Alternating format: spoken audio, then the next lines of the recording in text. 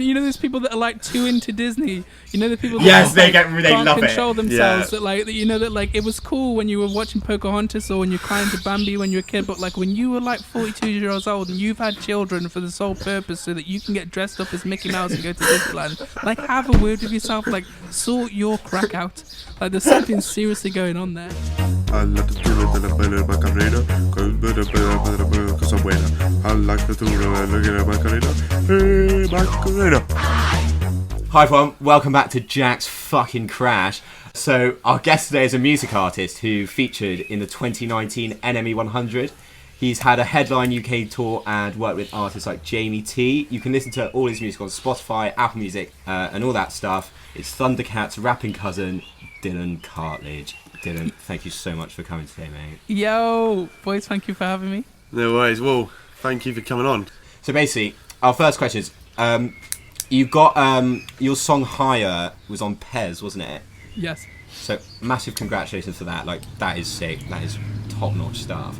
But how pissed off were you when you found out that it was on Pez but not FIFA? Oh, dude, don't even go there. I mean, everybody, you know, when it comes through, obviously, you know, you're like, oh man, everybody got that, you know, that black party vibe, you know, helicopter. Everybody was on that, you know. So it's kind of like, I don't know, it's the equivalent of being like, oh, you know, oh, guess what? You're gonna be, you know, you're gonna be playing at a festival down south. It happens once a year, you know, and then kind of being like, oh, you're gonna end up at, I don't know, NAS festival or like, you're gonna end up in the field next to Glastonbury, you know. Yeah, you thought it was the big one, and then it stood there. How did you find out about that? Like, who told? Like, how did you find out? I was actually in the middle of a tour. I was on the road, and I think we were at a service station. A joint called Pease Pottage. It's like the worst service station in the entirety of the UK. Like, I can verify this. Like, it's literally verified. What motorway is it on? I couldn't even tell you. I don't know. Like, I want to say the A24 just because that's the first thing that popped up in my head. It must be shit. Yeah, go on then. But it was just trash. And then, you know, we were all chilling in the car, and then we had this email through.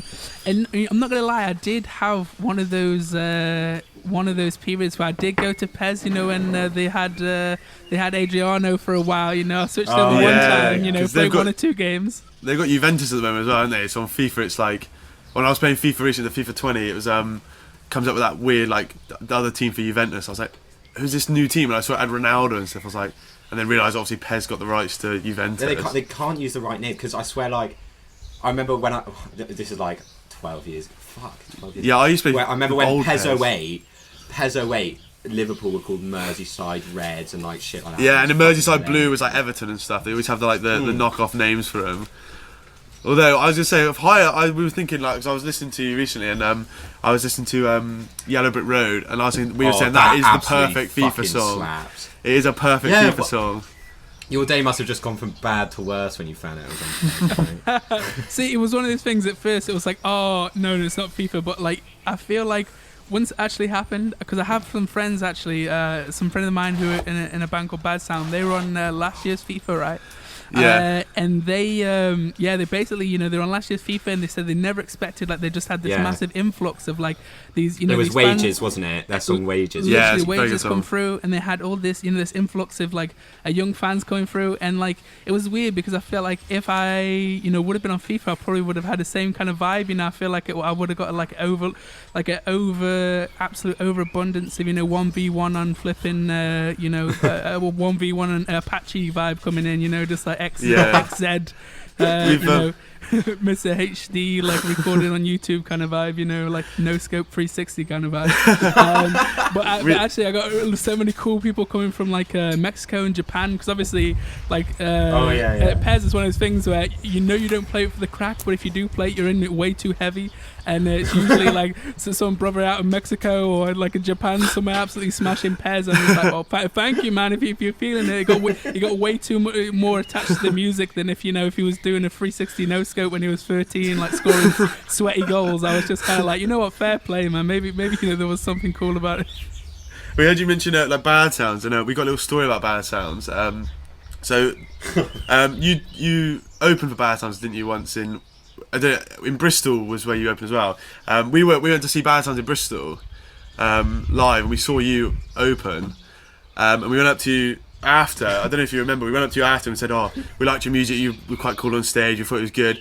You were like, "Oh yeah, I'll give you guest list tickets for the next tour." So you took my phone and you messaged yourself saying, "Give me guest list, you twat." And then put all our names on a list after.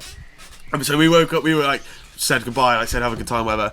We expected a reply the next morning, and I saw it said seen, and I imagine you totally forgotten about it and just thought, who the hell is this messaging me, telling me to give you guest list tickets?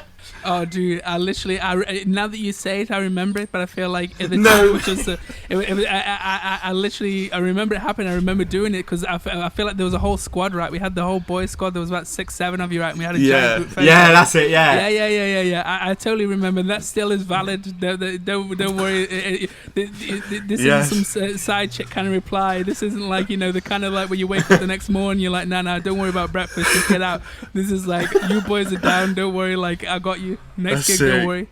See, I felt bad because obviously I felt bad that you might have thought I messaged you calling you a twat out of nowhere, not knowing you'd done it yourself.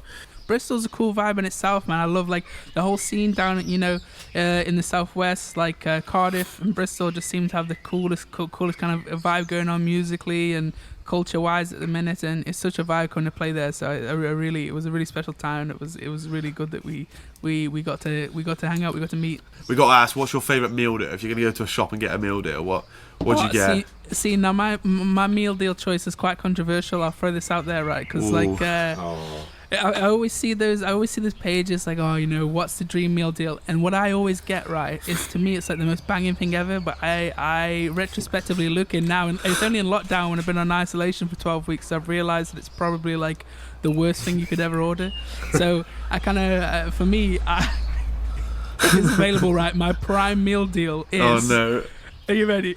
Yeah. Okay. Oh, where'd you get it from? Where'd you get it from, first of all? Tesco, of course. Okay, That's fine. If you get your meal deals from Sainsburys, just stop right now. You're so fucking right. We've got a big hatred for Sainsburys because during college we did this whole thing where we, instead of revising for our A-levels, we obviously chose to like go out and do something stupid instead. We used to drive around to all the local stores, and we rated all their meal deals at like 100. We gave them loads of points for it, and then we divided it by how much they were and come up with a score for like PPP, which was like points per pound. And we like ranked them all in order, and like Sainsbury's was like the worst, the lowest of all of them. I swear that Sainsbury's sandwiches are on like, I don't know, they're on a par. When you see like a Vice documentary about like a socialist country that's like got like zero stock in the stores, and you walk in, you're like, what's going on? It's just like absolute famine going on between the bread sheets. Like, that's the vibe. Yeah, it's good. Sainsbury's is pretty dire, but it has to be Tesco. Yeah. And I get it's pretty controversial, but my prime meal deal is a hoisin duck wrap if they have it. Okay, no, that's a good start. That's a fucking good start. Yeah. Hoisin duck wrap with just like regular dairy milk buttons and a yop, a raspberry yop. And all together, it sounds pretty mad, but it's pretty often. Right. I'm gonna have to break. I'm gonna have to break that down for you. So, our first massive problem with this is that you haven't got crisps as your snack. So we think that we should abolish all snacks that aren't crisps, because like end of the day, you're not getting your money's worth if you aren't picking the crisps. This is true. There's just too much. There's something about the stodge of the yop plus the buttons just all in at once. It's just. Do you have the buttons as like a dessert, or the yop and the buttons together make a dessert? It's like for like four quarters buttons and then 3/4 yop, and you just kind of like have this like. So you sort of mix it all in a pallet in your mouth, and it goes into.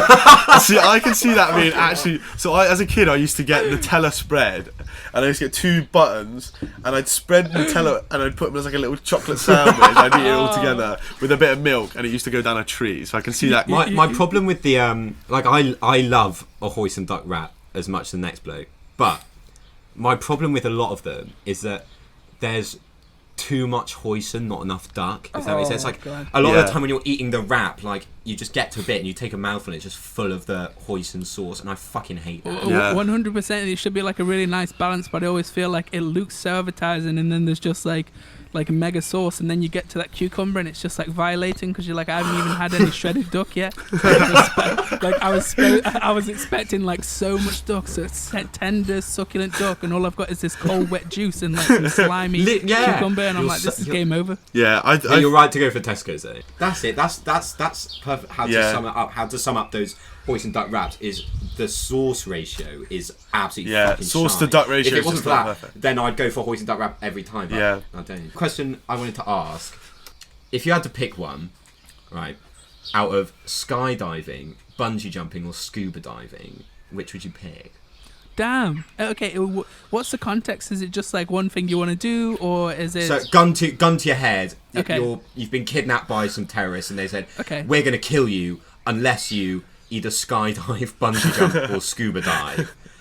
Just whichever one required me not to eat the hoisin duck wrap from Tesco. No, I'm kidding. So I don't know, man. I've got a weird thing about. I really like the idea of going scuba diving, right? But it freaks me out because I don't know. I've been down that rabbit hole of like looking at like Joe Rogan podcasts, like everybody has, and just like finding like scary stories about dudes in like scuba suits, like just like losing the lines and stuff. So I think I'd have to do something more like skydiving, because that looks like it's terrifying, but like if you did it, you'd be like, it's like a roller coaster or something where you'd be like, oh my god, I want to do that again, and it's kind of seems like it'll be over in like a relatively quick time. So I know Ollie, you went skydiving, didn't you? Yeah, I went skydiving. How was that? February, like mid-February. That was sick. Way.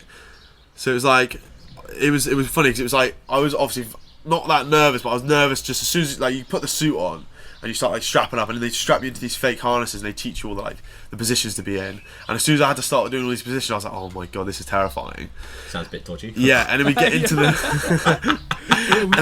plane, and like on the way up, my nerves like went away, and the guy on my back that I was strapped to, because it's obviously like when you jump with someone on your back, he was the whole way up was like just like making jokes about crashing and all this stuff. And the guy next to me, because there's a big group of like 12 of you, the guy next to me who had his guy on his back was like talking to my guy on my back, and they were saying like, oh, what's it like to be back after your suspension and all this stuff. And the guy next to me was like, he was shitting himself. He's like head down. He was like shaking like like mental. And I was fine. I was pretty calm. And then you see the person in front of me went, and I was like, oh fuck, now this is getting serious now. And then they just scoot to the edge, and then I dangle off, and I was like, oh shit, no, this is awful. And like the first 2 seconds of freefall are horrendous.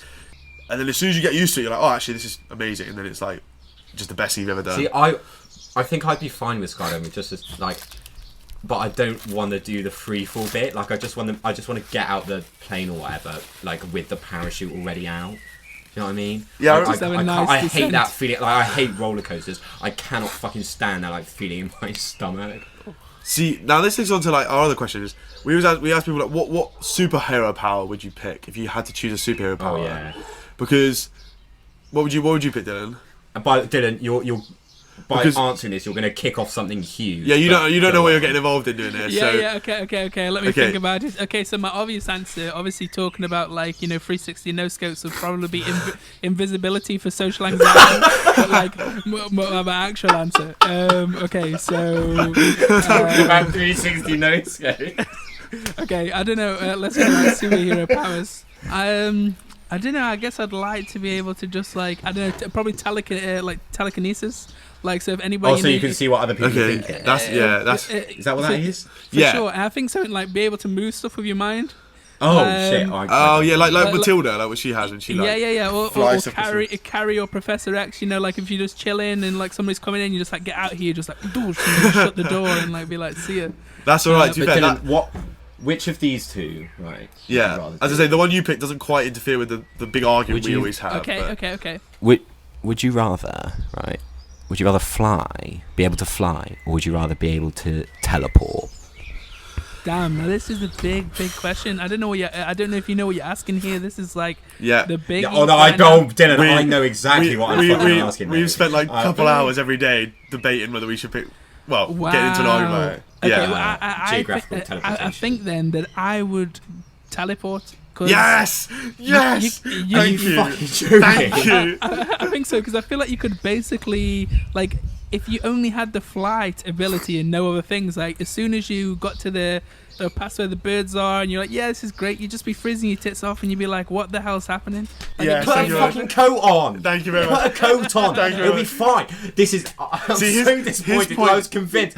I thought you'd be a flying. No, I knew he was a teleporting man. Like you're basically Hancock if that was the vibe. But if you can teleport, you can basically fly anyway, because you could just like teleport into the air and then teleport somewhere else. This is exactly what I said. See, great minds think alike, because I always said that, like, he was saying that, but the enjoyment of flying just wouldn't die down. If it didn't die down, you could teleport really high up and just sort of glide along and then teleport back up. Yeah, exactly. but you'd be free falling. That's the same as flying, isn't it? Just free falling is just like flying downwards, to be fair, isn't it? though, if you teleport totally like in succession, like quick succession, you'd basically be flying. This is another point I made. Difficult and so like so. What's the word? What's that word? Like. I can't remember the word. There is like it's too much effort for not enough reward. When you can fly, it's so fun. Thank you for listening to part 1 of Jack's Crash with Dylan Cartlidge. Part 2 will be out next week on Tuesday. Until then, suck your mum.